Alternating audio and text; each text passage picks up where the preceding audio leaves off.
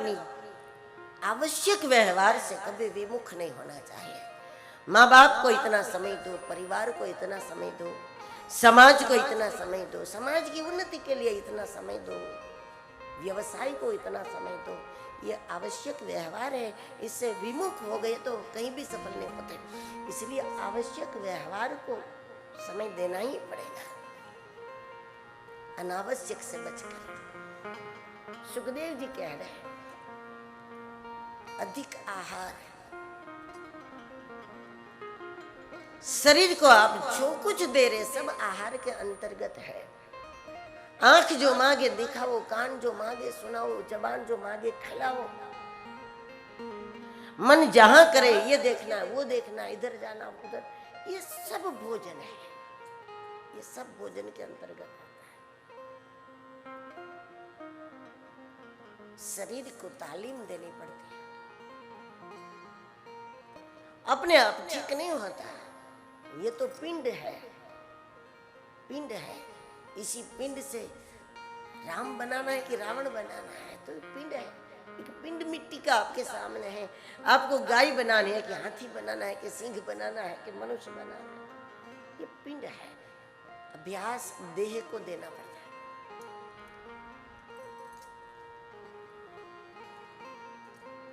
अधिक आहार, अनावश्यक व्यवहार और अति आलस, निद्रा, प्रमाद, इसी के कारण परीक्षित समय निकल जाता है और ऐसा लगता है कि मृत्यु नजर क्यों नहीं आई, साथ साथ ये चल रही है। जहां आप बैठे वहां आपकी मृत्यु है। जिस माँ के गर्भ से आप निकले उसी माँ के गर्भ से मौत निकले। आप चलने लगते मौत चलने लगती है, आप बैठ जाते मौत बैठ जाती है, आप सो जाते मौत आपके पास सो जाती है, आप खड़े हो जाते मौत खड़ी हो जाती है। एक पल वो आपका साथ नहीं छोड़ रही, लेकिन हमको नहीं दिखती। इसका कारण आत्म प्रकाश का अभाव है।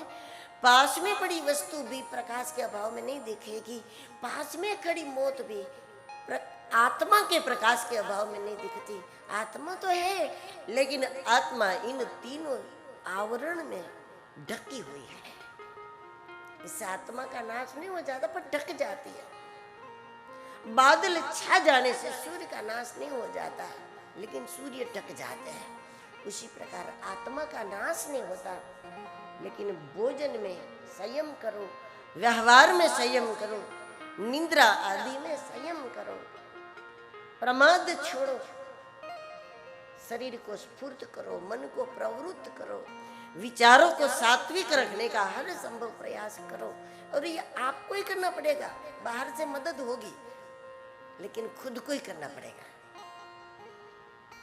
शरीर आपका है, मना करने पर भी आप खा लो तो क्या कोई कसम दे सकते, कोई आपको बांधे, क्या करें?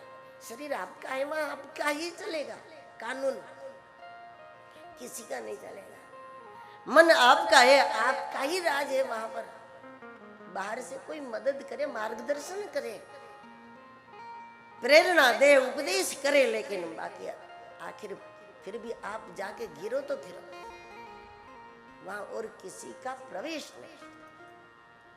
अपना उद्धार खुद ही करना पड़ता है।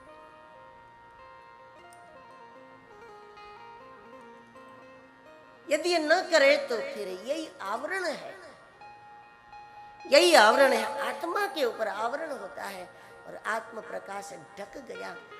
बिजली के अभाव में हमको, प्रकाश के अभाव में मौत नजर नहीं आ रही, और मृत्यु जब निश्चित नहीं लगती तो वैराग्य नहीं होता, और वैराग्य के अभाव में भजन नहीं होता। परीक्षित जी हम सब के लिए पूछते हैं कि महाराज अधिकांश लोग ऐसे ही तो हैं, तो इसका उद्धार कैसे होगा, वो कैसे बचे? तो सुखदेव जी महाराज ऐसे लोगों के लिए कहते हैं कि उनका उपाय यही है, तस्माद् भारत सर्वात्मा भगवान ईश्वरो हरि, जन्म लाभ परमपुरुषा अन्ते नारायण स्मृति, अन्ते नारायण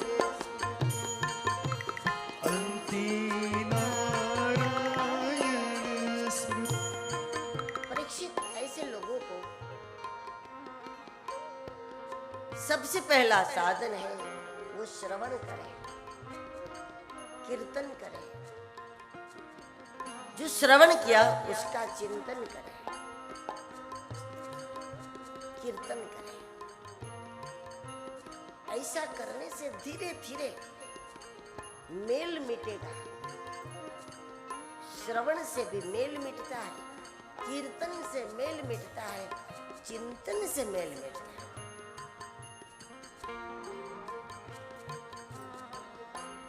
भगवान की कथा के श्रवण से मन का मेल मिटेगा और भगवान की कथा श्रवण करके जो भगवान के नाम के कीर्तन आदि में रत हो जाएंगे, उसके मति का मेल मिट जाएगा और चिंतन में लग जाएंगे तो चित्त का मेल मिट जाएगा।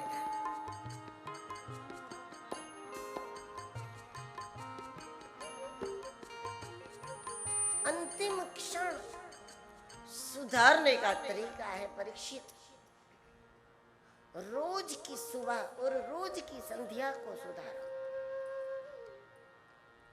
अंत कब है पता नहीं, लेकिन रोज की सुबह और रोज की शाम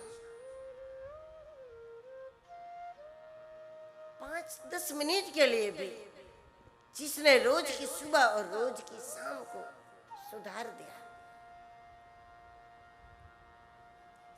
उसका अंत ईश्वर अवश्य सुधार देता है। भगवान का भी कुछ कर्तव्य है, जिसे भगवान को कहा गया ना, कुछ आपका भी फर्ज है। ये नेक सी अर्ज है, मानो तो क्या हर्ज है, कुछ आपका भी फर्ज है। तो ईश्वर का अपना ये फर्ज बन जाता है कि जिसने रोज की दिन का अंत सुधार दिया तो जीवन का अंत ईश्वर सुधार देंगे। जीवन के अंत में ईश्वर हमारे विचार में आ जाए, अंत में जीवन परमात्मा हमारे स्मरण में आ जाए, और यही सफलता है, यही जीवन सिद्धि है। अंते नारायण स्मृति है, जन्म लाभ परः पुंसाम अंते नारायण स्मृति। ये नहीं कि निरंतर नाम जपो, निरंतर नाम जपो, निरंतर नाम। ईश्वर भजन भी निरंतर नहीं होता, निरंतर करने की बातें नहीं होती, नियमित करने की बात होती है। अब जब आप यही ठान लोगे निरंतर भजन कैसे करो, निरंतर भजन कैसे करो, तो तब तो होगा ही नहीं। निरंतरता संभव नहीं है, नियमितता संभव है। आपको कोई डॉक्टर ऐसी दवाई नहीं देते जो कहें कि 8 दिन तक पीते ही रहो, दिन रात पीते रहो, दिन रात लेते रहो। ऐसी तो कोई दवाई नहीं होती। सुबह ले लो और शाम को ले लो, डॉक्टर भी ये कहते ना आपको, सुबह लो शाम को लो, नियमित लो, बस स्वास्थ्य बन जाएगा। उसी प्रकार जीवन का अंत सुधारना है, जिसको भी वो नियमित भजन करे और नियमितता से समझौता न करे। ये न समझ ले कि कल दुगना कर लेंगे, परसों 4 गुना कर लेंगे, ये नहीं। नियमित करो और नियमितता सुरक्षित रखोगे तो मृत्यु के समय ईश्वर की कृपा ऐसी हो जाएगी कि वो निरंतरता मृत्यु के समय बन जाएगी।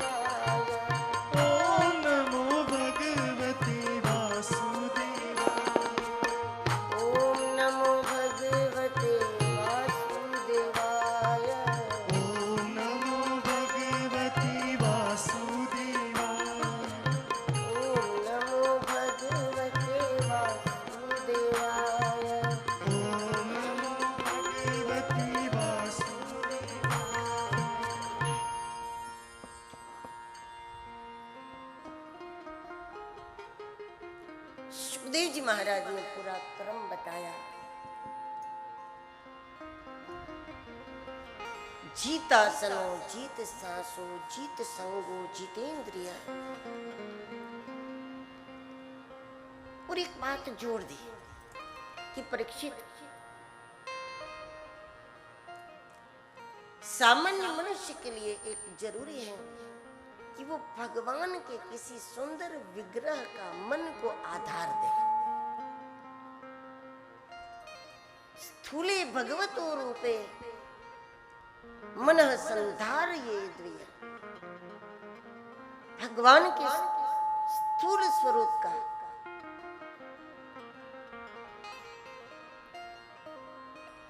मन को आधार दे। जो मूर्तियां हैं वो मन को आधार देने के लिए होती। निराधार मन ईश्वर में नहीं लगता था। भगवान ऐसा ही है जैसी मूर्ति है? नहीं, भगवान जैसा है उस दुनिया में मन तभी जाएगा। भगवान के दिव्य स्वरूप का मन को आधार दो।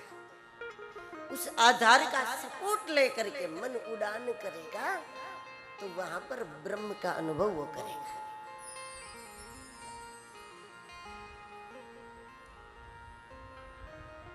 मन संसार के आकार का ना हो जाए, इसके लिए राम आकार, कृष्ण आकार, शिव आकार, गुरु आकार, सूर्य आकार, ये कहीं भी लग गया तो कोई नुकसान नहीं।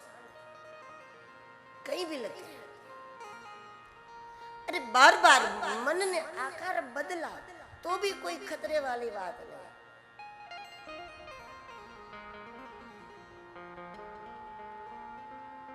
जिससे जामुन खाया, फिर कुछ सब्जी खा ली, कुछ दाल पी ली, कुछ ये ले लिया, कुछ है तो सारी चीज खाने की, नुकसान वाली कोई बात नहीं है।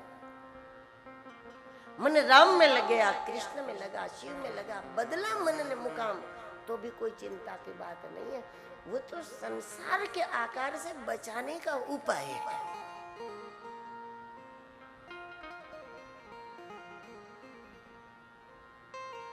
निराधार नहीं रहेगा, मन को आधार देना पड़ेगा।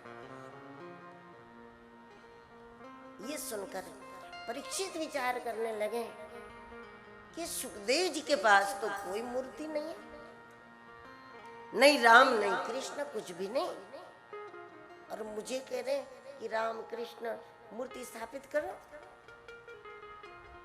सुखदेव जी समझ गए तो सुखदेव जी ने कहा, परीक्षित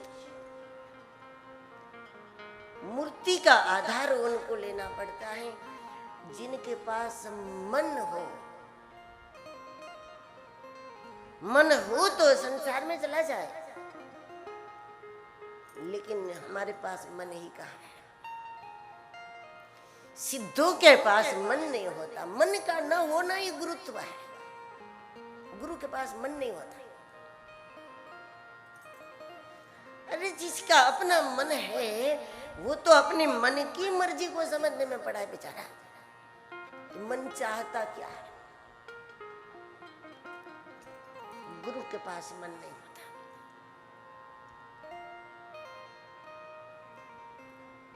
मुझे इसकी जरूरत नहीं है आधार लेने की परीक्षित, क्योंकि मेरे पास भागवत है। मुझे आधार की आवश्यकता नहीं, मेरे पास भागवत है। और जिनके पास भी भागवत है उनके पास चिंतन आधार है। मुझे कोई मूर्ति के आधार की आवश्यकता नहीं है। तो परीक्षित जी ने कहा कि हमको भी कुछ दे दो ना। फिर 7 दिन जिनके पास हो वो कहाँ मंदिर बनाएगा, मूर्ति लेकर बैठेगा महाराज। हमको भी कुछ ऐसा दे दो। सुखदेव जी ने पूछा, तुम्हें भागवत चाहिए क्या? परीक्षित जी तो कहते हैं कि मेरा मतलब तो ये है, जितनी आसानी से कपड़े बदलते हैं उतनी आसानी से शरीर बदलना है। ये पीने से होता है तो पिला दो, सुनने से होता है सुना दो, खाने से होता है खिला दो। हमारी ओर से कोई कंडीशन नहीं है, एक ही बात है कि जितनी सरलता से हम कपड़े बदलते हैं उतनी सरलता से मुझे शरीर बदलना है।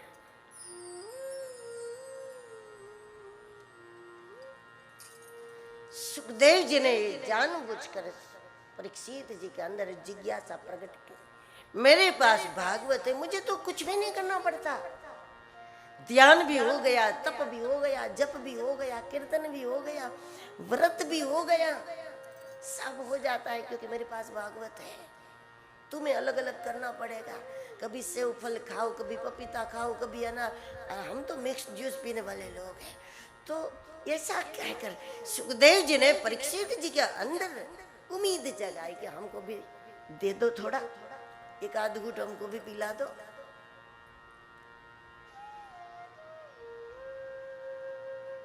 सुखदेव जी तैयार हो गए इसके लिए।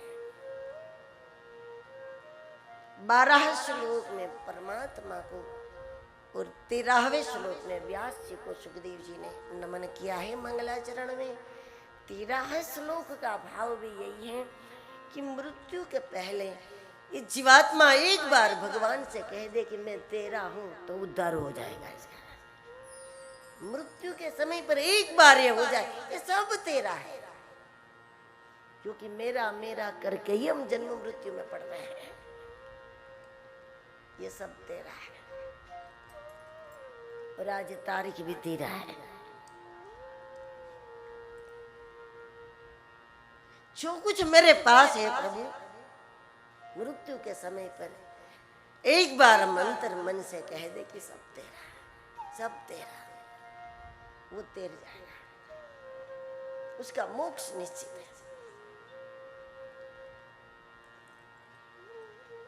परीक्षित को लगता है दुनिया में एकमात्र सुखदेव जी हैं जिनके पास इतना अद्भुत तत्व है भागवत। बड़ी विनम्रता से सुखदेव जी ने कहा ऐसा नहीं है। देखिए वक्ता विद्वान ना हो तो चलेगा, वक्ता का विनम्र होना बहुत जरूरी है। विद्वान वक्ता शायद कहीं ना कहीं खो जाएगा समाज में दुनिया से, लेकिन विनम्र वक्ता कभी नहीं खोएगा, वो बना रहेगा। सुखदेव जी ने विनम्रता पूर्वक कहा कि परीक्षित ऐसा नहीं है, ऐसा नहीं है कि मैं ही सुना रहा हूं, ऐसा नहीं है। ये कथा पहले परमात्मा ने ब्रह्मा जी को, ब्रह्मा जी ने नारद जी को सुनाई थी। नारद जी के मन में विचार आया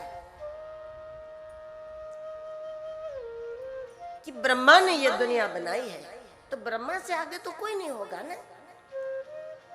ब्रह्मा जी से पूछो अपने पिताजी से। हर बच्चों को ये जानने की इच्छा होती है कि पिताजी कभी बतावें कौन से साल में दुकान बनाई, कौन से वर्ष में मकान बनाया, कौन से वर्ष में ये किया। करके बड़े बुजुर्ग बताते ना बच्चों को, हम तुम्हारी उम्र के थे तब हमने ये कर लिया था, हम तुम्हारी उम्र के थे। बच्चों को अच्छा लगता है ये सब सुनना। नारद जी पूछने गए। उस समय ब्रह्मा जी ध्यानस्थ थे। नारद जी ने कहा कि पिताजी आपने तो दुनिया बनाई, आप ईश्वर हैं, आप भी ध्यान कर रहे क्या? आप भी भजन करते वो भगवान को? ब्रह्मा जी ने बताया कि नारद मैं उसका भजन करता हूं जिसने मुझे बनाया है। दुनिया के प्रत्येक मनुष्य को ये नहीं भूलना चाहिए कि मेरे अस्तित्व का आधार कोई है, और अपने अस्तित्व के आधार का भजन करोगे तो हमेशा उन्नति होती रहेगी, जीवन पर्यंत आगे बढ़ोगे, जिंदगी के आखिरी दिन तक आपकी उन्नति होती रहेगी, होती रहेगी। अपने अस्तित्व के आधार का स्मरण हमेशा करना चाहिए कि मैं अपने आप नहीं हूं, मैं निराधार नहीं हूं। फिर यह आधार चाहे भगवान की कृपा को मानो या गुरुजनों की प्रेरणा को मानो या माता पिता के आशीर्वाद को मानो, लेकिन मानो कि मेरे जीवन का आधार मेरे माँ बाप के आशीर्वाद है। मैं निराधार नहीं हूं, मेरे गुरुदेव की प्रेरणा है। मैं निराधार नहीं हूं, परमात्मा की कृपा है। मैं निराधार नहीं, अपने आधार, अपनी जड़ की स्मृति उन्नति का आधार हो जाती है। आजकल बच्चे बड़े होते ही माँ बाप को कहने लगते बात बात में, आप चुपचाप बैठो, आपको कुछ समझ नहीं आएगा इसमें, ये आपके बस का नहीं, आपकी समझ का नहीं है, अब आप तो बस चुपचाप बैठो। ऐसे संतानों को गिरना ही पड़ेगा। भाग्य भले ही आपको ऊंचा उड़ा दे, लेकिन उस ऊंचाई से भी धड़ाम से गिरना पड़ेगा एक दिन आपको। अगर आपके मुख से माँ बाप के लिए शब्द निकलता है कि आप चुपचाप बैठो, तो एक ना एक दिन गिरना ही पड़ेगा। भाग्य आपको लटका देगा एक बार, जैसे तीसन को लटका वैसे लटक जाओगे, गिरना ही पड़ेगा।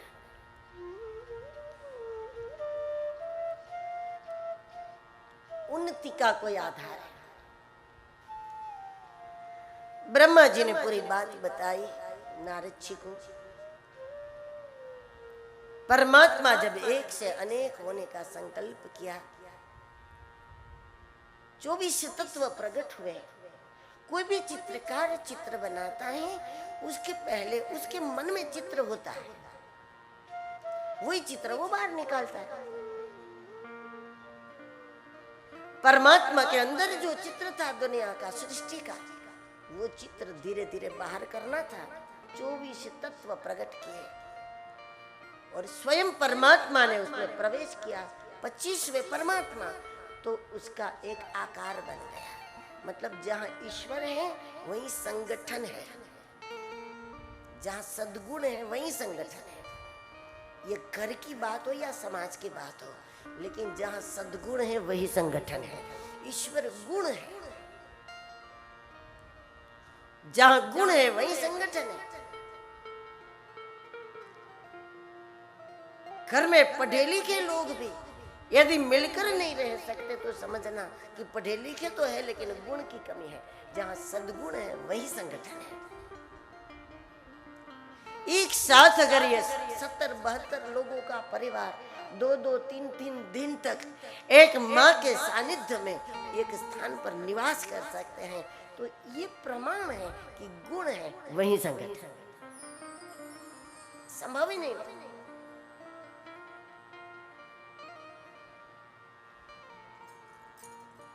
भगवान ने एक विराट आकृति को प्रकट किया। विराट के नाभि से कमल निकला, उसमें ब्रह्मा, और ब्रह्मा कहते हैं कि मेरे मन में विचार आया, मैं कौन हूं, क्यों आया हूं, मेरा आधार कौन है। और तब मेरे भीतर से भगवान ने उत्तर दिया कि ब्रह्मा मैं हूं। भगवान ने ब्रह्मा को चतुश्लोकी भागवत सुनाई। ये बताया कि मैं तुम्हारा आधार हूं।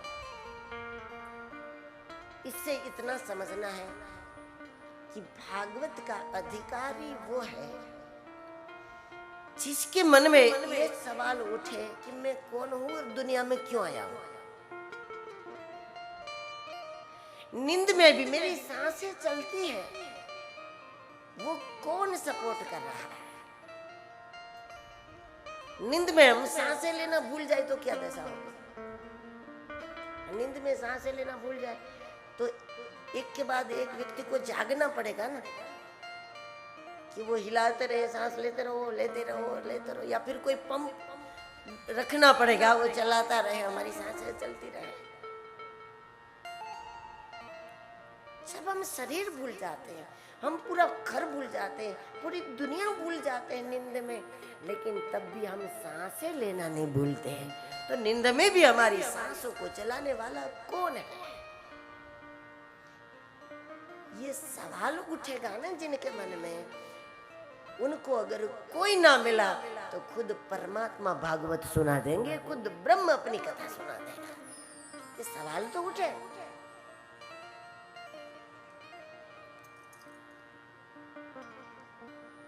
भगवान ने भीतर से आवाज दी, ब्रह्मा मैं हूं।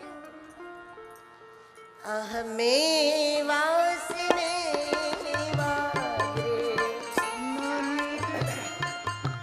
सत सत परम पश्चादम